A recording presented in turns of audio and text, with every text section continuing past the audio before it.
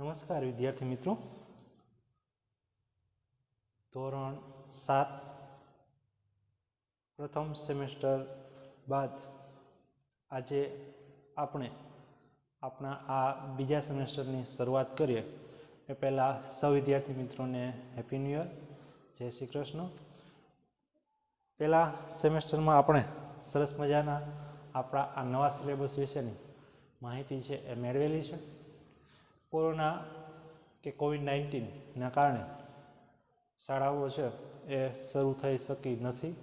Semester 1 બાદ semester 2માં પણ હજી શૈક્ષણિક કાર્ય શાળાએ શરૂ થઈ શકે તેવી શક્યતાઓ બહુ ઓછી છે. એના કારણે પ્રથમ સેમેસ્ટરમાં આપણે જે રીતે અભ્યાસક્રમ શીખેલા છે એ જ રીતે બીજા સેમેસ્ટરના આપણા અભ્યાસક્રમની શરૂઆત પણ આપણે ટેકનોલોજીના માધ્યમથી જ કરીએ.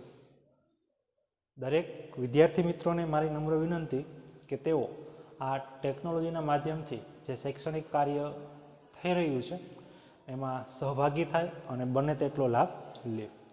સાથે સાથે બધા જ વાલીશ્રીઓને પણ મારી નમ્ર વિનંતી છે કે પોતાના બાળકોના આ ટેકનોલોજીકલ યુક્ત શૈક્ષણિક કાર્યમાં સહભાગી થાય. તો આ નવા વર્ષના શુભ સિલેબસની શરૂઆત આ શુભ દિવસે આપણે છે એ કરીએ છીએ. તો પહેલા સેમેસ્ટરમાં આપણે 1 થી 4 પાઠ છે એ ભણી ચૂક્યા છીએ.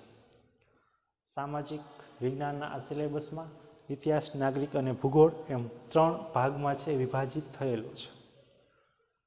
તો આપણે પહેલા સેમેસ્ટરમાં છે એ 1 થી 4 પાઠ, 9, 10, 11 અને 14, 15 એટલા પાઠ ભણેલા છે.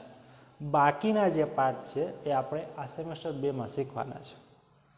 તો ઇતિહાસ વિશેનો સરસ મજાનો પાઠ છે આપણે આજે શીખવાનો છે. શુભ પ્રસંગે, શુભ દિવસે અને આપણા આ સારામાં સારા સિલેબસની શરૂઆત કરીએ છીએ. તો દરેક વિદ્યાર્થી મિત્રો છે એ આ શૈક્ષણિક કાર્યમાં સહયોગ દાખવે, જેના કારણે પોતે પણ આગળ વધી શકે અને સફળતાના શિખરો સર કરી શકે. સાથે સાથે દરેક વિદ્યાર્થી મિત્રોને મારા નમ્ર આશીર્વાદ છે કે તેઓ નવા વર્ષના આ શૈક્ષણિક કાર્યમાં સફળ થાય અને પ્રગતિના શિખરો છે એ સર કરી શકે. તો શરૂ કરીએ આપણા આ ધોરણ 7ના સેમેસ્ટર 2નો સિલેબસ અને પાઠ નંબર 5 વનવાસી, વિચરતી જાતિ અને સ્થાનિક સમુદાય. 3 ભાગમાં આપણો આ ટોપિક વહેંચાયેલો છે. વનવાસી લોકો, વન એટલે જંગલ, વાસી એટલે વસવાટ કરતા, જંગલમાં રહેનારા લોકો. વિચરતી જાતિ, વિચરવું એટલે ભટકવું, રખડવું, એક જગ્યાએથી બીજા જગ્યાએ છે એ સ્થળાંતર કરતા એ પશુપાલકો એટલે વિચરતી જાતિઓ. અને ત્રીજું છે સ્થાનિક સમુદાય, કોઈ ચોક્કસ સ્થળે રહેતા લોકોનો સમૂહ. એ 3 ટોપિક આપણને આ એક પાઠમાં છે આપેલા છે. વનવાસી લોકો, વિચરતી જાતિના લોકો અને સ્થાનિક લોકો. સરસ મજાનો આપણને અહીંયા પાઠ આપેલો છે. જોઈએ આપણે આગળ જોયું કે કેવી રીતે રાજ્યોનો ઉદ્ભવ અને તેનું પતન થયું. 1 થી 4 પાઠમાં આપણે છે ઇતિહાસ વિશેના પાઠ હતા, એમાં રાજ્યોનો ઉદ્ભવ કઈ રીતે થયું, કે રાજ્યની સ્થાપના કઈ રીતે થઈ અને કઈ રીતે એ જ રાજ્યનું છે એ પાછું પતન થયું, એના વિશેની માહિતી છે આપણે આગળના 1 થી 4 પાઠમાં શીખી ગયા. ઉદ્ભવ એટલે શરૂઆત અને પતન એટલે વિનાશ, પૂરું થવું. આમ છતાં નગરો અને ગામોની નવી કળાઓ, રાજ્યનું પતન થયું છે છતાં એની સાથે સાથે નગરોનો અને ગામોની નવી કળાઓ, નવી જીવન જીવવાની રીત, હસ્તકળાઓ, હાથની અલગ અલગ કળાઓ અને ઉત્પાદક પ્રવૃત્તિઓનો વિકાસ થયો. ઉત્પાદક, નવી વસ્તુ બનાવી. તો આનો છે એ ધીમે ધીમે છે વિકાસ થયો. ભલે રાજ્યનું પતન થયું, અંગ્રેજ શાસન આવ્યું, એના કારણે આપણી સ્થાનિક સ્વરાજ્યની સંસ્થાઓ છે એ નાશ પામી, પણ સાથે સાથે જે સ્થાનિક પરિવર્તનો આવ્યા, જે ફેરફાર આવ્યા, એના વિશેની માહિતી છે આપણે અહીંયા મેળવવાની છે. તો ઉત્પાદક પ્રવૃત્તિઓ એટલે કે જે ખેત ઉત્પાદકો છે, પશુપાલકો છે, આનો વિકાસ થયો એટલે કે એની શરૂઆત થઈ.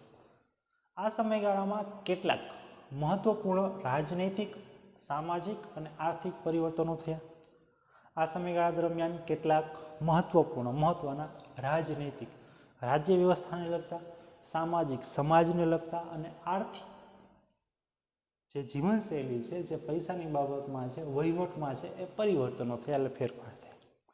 પરંતુ સામાજિક પરિવર્તન બધી જગ્યાએ એક સરખું ન હતું. સમાજના રીત રિવાજોમાં જે ફેરફાર આવ્યા એ બધી જગ્યાએ સરખા નહોતા. સ્વાભાવિક છે, સંસ્કૃતિ છે, બાર ગામે બોલી બદલાય એમ સમાજના જે પરિવર્તનો છે બધી જગ્યાએ સરખા હોય નહીં. રાજકોટમાં તહેવાર છે અલગ રીતે ઉજવાતો હોય, તો એ જ તહેવાર છે તમે કચ્છમાં જાઓ તો થોડી અલગ રીતે ઉજવાતો હોય. ભલે દિવાળી આપણે અહીં ઉજવીએ છીએ, મહારાષ્ટ્રમાં ઉજવે છે, પણ એમાં તફાવત જોવા મળે. સામાજિક પરિવર્તન કોઈ જગ્યાએ સરખું હોય નહીં, કારણ કે સમાજના લોકો દ્વારા જે નિયમો બનેલા છે એમાં ફેરફાર થાય, એમાં વાર લાગે, તો એ સામાજિક પરિવર્તન. વિવિધ સમાજ અલગ અલગ રીતે વિકસિત થયા, અલગ અલગ સમાજ અલગ અલગ રીતે વિકસિત થયા, એટલે કે પોતે છે આગળ વધતા ગયા. આવું શા માટે થયું તે આપણે સમજવું જોઈએ, કે શા માટે અલગ અલગ સમાજની અલગ અલગ સંસ્કૃતિ થઈ છે, તો એના વિશેની માહિતી છે આપણે મેળવવી જોઈએ. તો એના માટે આપણે આ ટોપિકમાં એ જ શીખવાનું છે કે સામાજિક પરિવર્તન છે એ કયા કારણોસર બધી જગ્યાએ અલગ અલગ થયા. તો એમાં જનજાતિઓ અને વિચરતી જાતિઓ વિશેની માહિતી આપેલી છે. જનજાતિ અને વિચરતી જાતિ એના વિશેની માહિતી છે આપણે સૌપ્રથમ મેળવવાની છે. તો કે જનજાતિ એટલે શું? તો કે જે લોકો જંગલમાં વસવાટ કરે છે એ લોકોને સામાન્ય રીતે જનજાતિ કહેવાય. મોટા શહેરો અને રાજ્ય વિસ્તારોથી દૂર સદીઓથી પોતાની સંસ્કૃતિ અને ઓળખને પ્રસ્થાપિત કરતો એક વિશિષ્ટ સમાજ પણ ભારતમાં વસતો હતો અને આજે પણ વસે છે.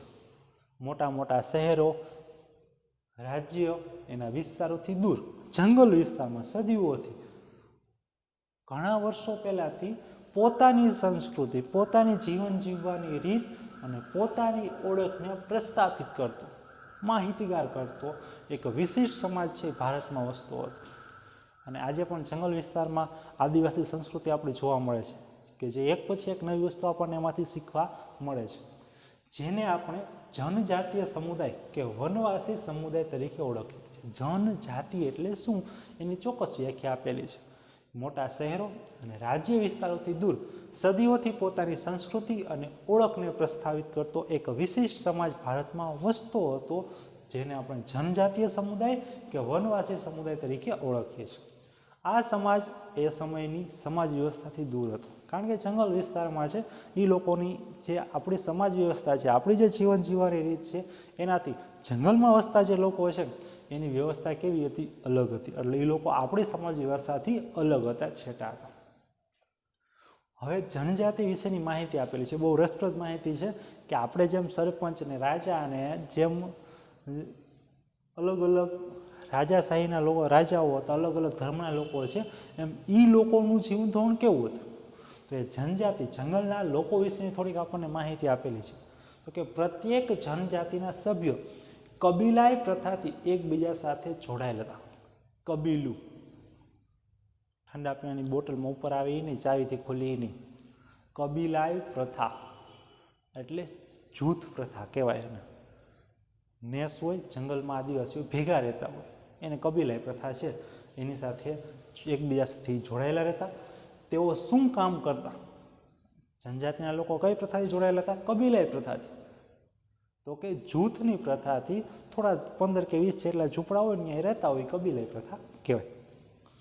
પ્રત્યેક જનજાતિના લોકો કેવી કેવી કામ કરતા? તો કે પહેલાં તો શિકાર કરવાનો સ્વાભાવિક છે. પહેલાંના સમયગાળા દરમિયાન લોકો છે એ કાચું માંસ ખાતા, પછી શેકીને ખાવા લાગ્યા, ધીમે ધીમે ખેતી કરવા લાગ્યા. તો શિકારી પ્રવૃત્તિ. સંગ્રહખોર, સંગ્રહ કરવું, સંગ્રહખોર એટલે સંગ્રહ કરવું. પછી ધીમે ધીમે ખેતી કરવા લાગ્યા અને જે પણ કાંઈ અનાજ થયું એને સંગ્રહ કરવાની શરૂઆત કરી. આવું આપણે આગળ ધોરણ 6માં શીખી ગયા કે આદિવાસી લોકો છે એ ધીમે ધીમે છે એ સંગ્રહ પ્રવૃત્તિની શરૂઆત કરી. તો શિકારીની પ્રવૃત્તિ કરતા, શિકાર તો કરતા, સાથે સાથે એનો સંગ્રહ પણ કરતા. મોટો શિકાર મળી ગયો તો આજે જેટલું ખાવું એટલું ખાઈ લે, પછી થોડા સમય પછી ખાય. પછી તો કે પશુપાલક પશુઓને પાળી અને એની સાથે પોતે છે પોતાનું જીવન ગુજરાન ચલાવતો. ગાય, ભેંસ, ઘેટા, બકરા અત્યારે આપણે બધા ઓળખીએ છીએ આ પ્રાણીઓ, એ સીધા નહોતા ઓળખતા. ધીમે ધીમે એની ઓળખ શક્ય બની અને પછી લોકો એની સાથે જીવન વિતાવવા લાગ્યા. બળદ હતો કે ભાઈ લાકડાના પૈડા હોય ને ગાડું બનાવીને એમાં સારી રીતે હાલે છે તો એનો ઉપયોગ કરવા લાગ્યા. તો પશુપાલક તરીકે તો થોડે ઘણે અંશે ખેતી દ્વારા પોતાનું જીવન ગુજારતા. તો થોડા ઘણા શું કરતા? ખેત. કબીલાઈ પ્રથાના લોકો શું કામ કરતા? તો કે શિકારી, સંગ્રહખોર, પશુપાલન દ્વારા છે પોતાનું જીવન જીવતા હતા. જંગલ અને પ્રકૃતિ તેમના જીવન પર સૌથી વધુ અસર કરતા પરિબળો છે. જનજાતિના લોકો ઉપર કયા પરિબળો અસર કરે છે? તો કે સૌથી વધારે અસર જંગલ. જંગલ એટલે શું? તો કે વૃક્ષોના સમૂહને જંગલ કહે છે. આ તો વ્યાખ્યામાં છે, પણ જ્યાં પુષ્કળ પ્રમાણમાં વૃક્ષો હોય લોકો રહેતા હોય એને જંગલ કહેવાય. પ્રકૃતિ એટલે કુદરત. એના જીવનમાં સૌથી વધારે અસર કરતા પરિબળો છે. બે જ બાબતો ઉપર એનું જીવન શક્ય, તો જંગલ અને કુદરત. જંગલના કારણે એને ખાવાની વસ્તુ મળતી ને કુદરતના આધારે તડકો છે, વરસાદ છે, આ બધું મળતું, એના કારણે એનું જીવન શક્ય હતું. તેમના ઘરો પ્રાકૃતિક સંસાધનોથી જ બનેલા હતા. પ્રાકૃતિક એટલે કુદરતી સંસાધન. એના મકાન અત્યારની જેમ સિમેન્ટ, રેતી કે લોખંડથી બનેલા નહોતા, ઈંટોથી એના મકાન નહોતા બનેલા, પણ કુદરતી સંસાધનો, પ્રાકૃતિક એટલે કુદરતી આપેલા, એનાથી જ એના ઘરો બનેલા હતા. કઈ કઈ વસ્તુ હતી?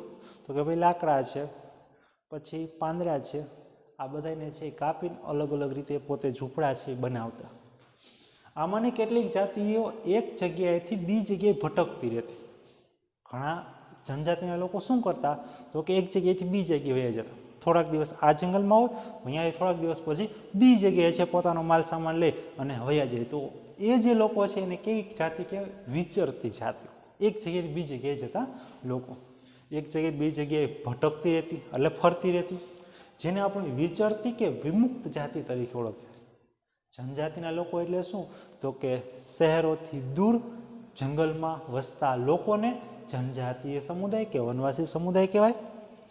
વિચરતી જાતિના લોકો એટલે શું? તો કે જંગલમાં એક જગ્યાએથી બીજી જગ્યાએ જે લોકો ભટકતા રહે છે, ફરતા રહે છે, એને આપણે છે એ વિચરતી જાતિઓ તરીકે ઓળખીએ છીએ. જનજાતિના લોકો જમીન અને જમીન પેદાશો પર સંયુક્ત રીતે નિયંત્રણ રાખતા. જનજાતિના લોકો છે એ શું કરતા? તો કે ખાસ મહત્વનું છે. તો કે એ લોકો કેવા કાર્ય કરતા? તો કે જનજાતિના લોકો જમીન પેદાશો પર સંયુક્ત રીતે નિયંત્રણ રાખતા. એની જે પણ કાંઈ ખેતી કરતા તો એમાંથી જે પણ કાંઈ વસ્તુ મળતી એના ઉપર પોતે નિયંત્રણ રાખતા અને પોતાના બનાવેલા નિયમોને આધારે પરિવારોમાં તેની વહેંચણી પણ કરતા. જનજાતિના લોકો એક જગ્યાએ રહેતા, ખેતી કરતા, પશુપાલનની પ્રવૃત્તિ કરતા અને જે ખેત પેદાશ થાય એનું સંયુક્ત રીતે પોતે નિયંત્રણ કરતા અને એને જે નિયમો બનાવેલા છે એ નિયમોને આધીન બધાય લોકોને અનાજની વહેંચણી કરતા, જે ખેત પેદાશ થાય એની. તેમનું જીવન સામૂહિક સ્વરૂપનું હોવાથી તેની અર્થવ્યવસ્થા પણ સામૂહિકતાનો સિદ્ધાંત જોવા મળે છે. સામૂહિક એટલે ભેગા. જનજાતિના લોકો ભેગા રહેતા એટલા માટે એની અર્થવ્યવસ્થામાં, એના વહીવટમાં પણ સામૂહિકતાનો સિદ્ધાંત જોવા મળે છે. જનજાતિના લોકોના જીવનમાં કયો સિદ્ધાંત જોવા મળે છે? તો કે સામૂહિકતાનો, ભેગા રહેવાનો નિયમ છે એ જોવા મળે છે. જુદા જુદા સમુદાયોમાં સામાજિક સમાનતા જોવા મળતી હતી. અલગ અલગ સમુદાય જૂથમાં સામાજિક સમાનતા, સમાજના અમુક રીત રિવાજોમાં છે સમાનતા જોવા મળતી. અત્યારે આપણા સમાજમાં પણ જોવા મળે છે. ઉપખંડના વિવિધ ભાગોમાં, ઉપખંડ એટલે એ કોઈ ખંડની વાત નથી, ભારતીય ઉપમહાખંડની વાત છે કે ભારતના સમયગાળા દરમિયાન ઉપખંડ તરીકે ઓળખવામાં આવતો હતો. અલગ અલગ ભાગોમાં ઘણી મોટી જનજાતિનો વિકાસ થયો. અલગ અલગ ભાગમાં અલગ અલગ જનજાતિના લોકો છે એ જંગલ વિસ્તારમાં વસવાટ કરતા હતા. સામાન્ય રીતે તેઓ જંગલો, પહાડો, રણ અને દુર્ગમ જગ્યાઓ પર નિવાસ કરતા. કઈ જગ્યાએ જનજાતિના લોકો રહેતા? તો કે પહેલું એનું પસંદગી જંગલ, બીજું પહાડ, ત્રીજું રણ અને ચોથું દુર્ગમ જગ્યા. દુર્ગમ એટલે ગાઢ જંગલો કે જે અન્ય લોકો ન જઈ શકતા હોય એવી દુર્ગમ જગ્યાએ એ લોકો વસવાટ કરતા. કેટલીક વાર તેમના કરતાં વધારે શક્તિશાળી સમાજ સાથે તેમનો સંઘર્ષ પણ થતો. કેટલીક વાર આ જનજાતિના લોકો અને બીજા જનજાતિના લોકો વચ્ચે શું થતું? સંઘર્ષ, લડાઈ ઝઘડા. કારણ કે એક જનજાતિ બીજી જગ્યાએ જંગલમાં રહેવા જાય ને ત્યાં બીજા જનજાતિના લોકો રહેતા હોય તો વસવાટ કરવા માટે બે વચ્ચે બાંધવાનું થઈ જતું. આપણી દેશી ભાષામાં કહીએ તો ઘણી વખત છે એ લડાઈ ઝઘડા પણ થઈ જતા. આમ છતાં જનજાતિઓએ પોતાની સ્વતંત્રતા ટકાવી અને સંસ્કૃતિને બચાવી રાખી. છતાં પણ જનજાતિના લોકો છે એ પોતપોતાની રીતે છે એ પોતાની આઝાદીને ટકાવી રાખી અને પોતાની સંસ્કૃતિને છે જાળવી રાખી. તો અત્યારે આપણે જે વાત કરીએ છીએ એ જનજાતિના લોકો વિશેની માહિતી છે મેળવીએ છીએ કે જનજાતિના લોકો છે એ કઈ પ્રથાથી રહેતા? તો કે કબીલાઈ પ્રથાથી. કામ શું કરતા? શિકારી, સંગ્રામખોર અને પશુપાલક અને સાથે ખેતી. વિચરતી જાતિ કોને કહેવાય? તો કે જે લોકો એક જગ્યાએ બે જગ્યાએ ભટકતા એને વિચરતી જાતિ કહેવાય. પછી જનજાતિના લોકો શું કરતા? તો કે જે ખેત પેદાશ હતી એના ઉપર નિયંત્રણ રાખતા અને પછી સરખા ભાગે વેચણી કરી દેતા. સામૂહિકતાનો સિદ્ધાંત એટલે સામૂહિકતાથી બધા ભેગા છે એ વસવાટ કરતા. કેટલીક જગ્યાએ છે એ બે જનજાતિ વચ્ચે લડવાનું પણ થઈ જતું અને એ લોકો જંગલો, પહાડ, રણ અને દુર્ગમ જગ્યાઓ પર વસવાટ કરતા હતા અને પોતાની સંસ્કૃતિને ટકાવી રાખતા હતા. જાતિ આધારિત સમાજ અને જનજાતીય સમાજ વિવિધ જરૂરિયાતો માટે એકબીજા પર નિર્ભર હતો. જાતિ આધારિત સમાજ, અલગ અલગ જાતિના લોકો અને જનજાતિના લોકો એટલે કે જે જંગલમાં વસતા લોકો છે એકબીજાની જરૂરિયાત ઉપર નિર્ભર રાખતા એટલે આધાર રાખતા. આપણું ઉદાહરણ લઈએ, આપણે બધા છે અલગ અલગ જે વ્યાવસાયિક લોકો છે એના ઉપર આધાર રાખીએ છીએ. કુંભાર છે, સુથાર છે, લુહાર છે, મોચી છે, દરજી છે, આ બધી અલગ અલગ જાતિના લોકો છે, જ્ઞાતિના લોકો. તો આપણે એના ઉપર નિર્ભર છીએ. કઈ રીતે નિર્ભર છે? તો કે ભાઈ દરજી કપડાં સીવે તો આપણે એનો ઉપયોગ કરીએ છીએ, ખેડૂત અનાજ પકવે તો આપણે એનો ઉપયોગ કરીએ છીએ. તો આપણે એના ઉપર નિર્ભર છીએ. નિર્ભર છે એટલે શું કહેવાય? એના આધારે, એના સહારે આપણે જીવન જીવીએ છીએ. તો એકબીજા પર નિર્ભર હતો. સંઘર્ષ અને નિર્ભરતાના સંબંધને કારણે બંને સમાજમાં ધીરે ધીરે પરિવર્તન આવ્યું. સંઘર્ષ, લડાઈ ઝઘડા અને નિર્ભરતા એટલે એકબીજા ઉપર આધારિતના કારણે બંને સમાજમાં શું થયું? ધીમે ધીમે ફેરફાર થયા. પરિવર્તન થવું એટલે શું થાય? તો કે ફેરફાર થવા. કઈ જાતિમાં? તો કે જનજાતિ અને વિચરતી જાતિઓ એકબીજા પર આધારિત હતી પણ છતાંય ક્યારેક સંઘર્ષ થઈ જતો. તો આના કારણે છે ધીમે ધીમે એનામાં પરિવર્તન આવ્યું. કેવું પરિવર્તન આવ્યું એના વિશેની વાત છે આપણે હવે કરીએ. તો હવે પછીનો આપણો સરસ મજાનો ટોપિક છે વનવાસી અને વિચરતી જાતિના લોકો. તો જોઈએ વનવાસી લોકો અને વિચરતી જાતિના લોકોનું આગળની માહિતી. તો સમકાલીન ઇતિહાસકારો, સમકાલીન એટલે તે સમયના ઇતિહાસકારો એટલે ઇતિહાસ વિશેની માહિતી લખતા લોકો અને મુસાફરોએ વનવાસી અને વિચરતી જાતિઓ વિશે બહુ ઓછી જાણકારી આપી છે. કારણ કે આ તો આજથી હજારો વર્ષો પહેલાંની વાત છે. તો ઇતિહાસકારોએ અને મુસાફરોએ વનવાસી અને વિચરતી જાતિના લોકો વિશેની માહિતી બહુ ઓછી મળી છે. એટલે બહુ ઓછી માહિતી એના વિશેની મળી આવે છે. કેટલાક અપવાદને બાદ કરતા જનજાતિના લોકો પાસે લેખિત દસ્તાવેજો મળતા નથી. કેટલાક અપવાદો એટલે અમુક લોકોને બાદ કરતા જનજાતિના લોકો પાસે કોઈ લેખિત દસ્તાવેજો નથી. લખેલા કાગળ એની પાસે છે નહીં. કારણ કે ભાઈ વનવાસી લોકો છે, શિક્ષણ પ્રથા નહોતી એટલે લેખિતમાં એની પાસે દસ્તાવેજો કોઈ કાગળ પુરાવા મળતા નથી. પરંતુ વનવાસી કે જનજાતિ પ્રજા પોતાના સમૃદ્ધ રીત રિવાજોનું અને મૌખિક પરંપરાઓનું રક્ષણ કરતી હતી. વનવાસી અને વિચરતી જાતિના લોકો છે એ પોતાના સમૃદ્ધ પોતે બનાવેલા રીત રિવાજો અને એની જે મૌખિક જે પરંપરાઓ હતી, પરંપરાઓ એટલે રીત રિવાજોની જે રીત, બધા લોકો પોતપોતાની અલગ અલગ પરંપરાઓની પરંપરા પ્રમાણે જીવન જીવતા હોય તો એનું પોતે રક્ષણ કરતા હતા. પણ લેખિતમાં કે દસ્તાવેજો હતા નહીં કે આ સમાજમાં આવો નિયમ છે એવું કે લેખિતમાં ન હતું. આ પરંપરાઓ નવી પેઢીને વારસામાં મળતી હતી. એક પેઢી પછી બીજી પેઢી પછી ત્રીજી પેઢી. તો આ જે જૂની પરંપરાઓ છે, જે માન્યતાઓ છે એ નવી પેઢીને છે એ મળતી. વર્તમાન ઇતિહાસકારો જનજાતિઓનો ઇતિહાસ લખવા માટે આવી મૌખિક પરંપરાનો પણ ઉપયોગ કરે છે. વર્તમાનના ઇતિહાસકારો વર્તમાન સમયમાં ઇતિહાસ વિશેની જે માહિતી લખે છે એ લોકો આ જનજાતિઓનો ઇતિહાસ લખવા બેસે ત્યારે આ મૌખિક પરંપરાઓ જે જૂની માન્યતાઓ છે એના આધારે પણ જનજાતિના લોકો વિશેની માહિતી છે મેળવે છે.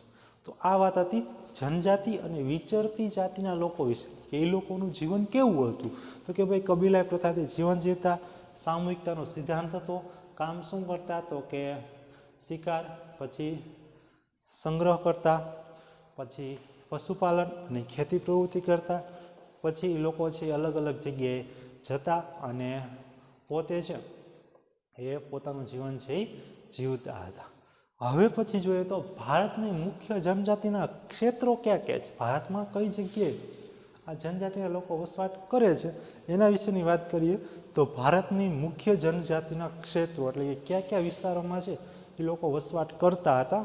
તો એના વિશે જોઈએ કે વનવાસી લોકો કઈ જગ્યાએ રહેતા. આપણે તો ભાઈ અલગ અલગ શહેરો અને ગામડામાં રહીએ છીએ, પણ એ લોકો ક્યાં રહેતા? તો ભારતના મોટા ભાગના વિસ્તારોમાં જનજાતિની વસ્તી જોવા મળે. સ્વાભાવિક છે, ભારતમાં જંગલોનું પ્રમાણ ઘણું બધું છે, તો એ લોકો છે એની વસ્તી ઘણી બધી જગ્યાએ જોવા મળે છે. જનજાતિનો વિસ્તાર અને પ્રભાવ સમયની સાથે બદલાતો રહેતો. અમુક સમય લોકો સ્થળાંતર કરી લેતા એટલે સમયની સાથે એ લોકોનો વિસ્તાર છે બદલાતો રહેતો. જ્યાં સારું અને ગાઢ જંગલ જોવા મળે, દુર્ગમ વિસ્તાર, તો ત્યાં રહેવા જાય. જ્યાં પહાડો હોય તો ત્યાં વસવાટ કરે, રણ વિસ્તાર હોય તો ત્યાં વસવાટ કરે. કેટલીક જનજાતિ ખૂબ જ શક્તિશાળી હોય, મોટા પ્રદેશો પર નિયંત્રણ ધરાવતી. કેટલીક જનજાતિના લોકો છે એ શક્તિશાળી હતા, તો એના કારણે એ લોકો શું કરતા તો કે મોટા ભાગના પ્રદેશો પર પોતાનું છે એ નિયંત્રણ રાખતા, પોતે છે એ પ્રદેશમાં વસવાટ કરતા કે એટલો પ્રદેશ અમારો અને અહીંયા છે અમે વસવાટ કરશું. જેમ કે 13મી અને 14મી સદી દરમિયાન, 13મી સદી 1201 અને 14મી સદી 1301, 1201 થી લઈ અને 1400ના સમયગાળા, આ 200 વર્ષના 2 સદીના સમયગાળા દરમિયાન અત્યારનું જે પંજાબ રાજ્ય છે, પંજાબ હરિયાણા જે ઉત્તર ભારતના રાજ્યો છે, એમાં ખોખર જનજાતિ અને ગખ્ખર જનજાતિ મુખ્ય હતી. તો ખાસ યાદ રાખજો, 13મી અને 14મી સદી દરમિયાન પંજાબ જે અત્યારનું રાજ્ય છે અહીંયા 2 જનજાતિ હતી. એક ખોખર જનજાતિ અને બીજું ગખ્ખર જનજાતિ મુખ્ય હતી સૌથી વધારે. આ જનજાતિમાંથી આવનાર કમાલખા ખખ્ખરને, નામ છે કમાલખા અને ખખ્ખર એની જનજાતિ છે, એટલે કમાલખા ખખ્ખરને અકબરે મનસબદાર બનાવ્યા હતા. મનસબ એટલે જાગીરને, મનસબદાર એટલે જાગીરનો રખેવાળ. એટલે આ જાતિમાંથી આવનાર કમાલખા ખખ્ખરને અકબરે છે મનસબદાર બનાવ્યા હતા. મોગલો પહેલા મુલતાન અને સિંધમાં લંગા અને અર્ધુન જનજાતિઓનું આધિપત્ય હતું. મોગલો એટલે મુઘલ શાસકો, બાબર છે, હુમાયુ છે, અકબર છે, સલીમ છે, શાહજહાન, ઔરંગઝેબ, એના સમયગાળા પહેલા મુલતાન પ્રદેશ ઉત્તર ભારતનો અને સિંધ પ્રદેશ, સિંધુ નદીના આજુબાજુનો પ્રદેશ, ત્યાં લંગા અને અર્ધુન જનજાતિઓનું આધિપત્ય હતું, શાસન હતું. આ 2 જનજાતિના નામ છે લંગા અને અર્ધુન. એ 2 જનજાતિના લોકો છે અહીંયા વસવાટ કરતા હતા અને પોતાનું શાસન પણ હતું. ભારતના ઉત્તર પશ્ચિમ ભાગમાં બલોચ જનજાતિ સૌથી શક્તિશાળી હતી. ભારતના ઉત્તર અને પશ્ચિમ ભાગ, ઉત્તર એટલે કાશ્મીર ને પશ્ચિમ એટલે જે પણ કાંઈ પંજાબ હરિયાણા રાજસ્થાનનો વિસ્તાર છે, ઉત્તર પશ્ચિમ ભાગમાં કઈ જનજાતિ હતી? બલોચ. આ જનજાતિનું નામ છે, આપણે અલગ અલગ જ્ઞાતિઓ હોય એવી રીતે સૌથી શક્તિશાળી હતી. તેના વિવિધ નેતા, આગેવાનો ધરાવતા નાના નાના કુળોમાં વિભાજિત હતી. આ બલોચ જનજાતિ છે એ અલગ અલગ નાના નાના કુળોમાં એટલે કુટુંબોમાં છે એ વહેંચાયેલી હતી. એની અલગ અલગ શાખામાં છે એ લોકો છે એ વહેંચાયેલા જોવા મળતા હતા. પશ્ચિમ હિમાલયમાં વસતી ગડી એટલે કે ગડરિયો નામની જનજાતિ મુખ્ય હતી. પશ્ચિમ હિમાલયનો પશ્ચિમ ભાગ છે, અહીંયા ગડરિયો જનજાતિ છે એ વધારે વસવાટ કરતી હતી. જ્યારે ભારતના ઉત્તર પૂર્વ ભાગમાં, જ્યાં અત્યારે 7 રાજ્ય 7 સિસ્ટર છે, અહીંયા નાગા, કુકી, મિઝો, અહોમ અને અન્ય જનજાતિઓનું પ્રભુત્વ હતું. તો કે અત્યારના ભારતના પૂર્વ ભાગમાં છે એ જે 7 રાજ્યો છે અહીંયા કઈ કઈ જનજાતિઓ હતી? તો કે નાગા, કુકી, મિઝો, અહોમ અને અન્ય જનજાતિઓનું પ્રભુત્વ હતું. એટલે કે અહીંયા એ લોકો છે વસવાટ કરતા હતા. તો આ અલગ અલગ જનજાતિઓ વિશેની માહિતી છે કે જે આપણે મેળવતા જઈએ છીએ. આગળની માહિતી છે એ હવે આપણે આના પછીના વિડીયોમાં છે મેળવશું.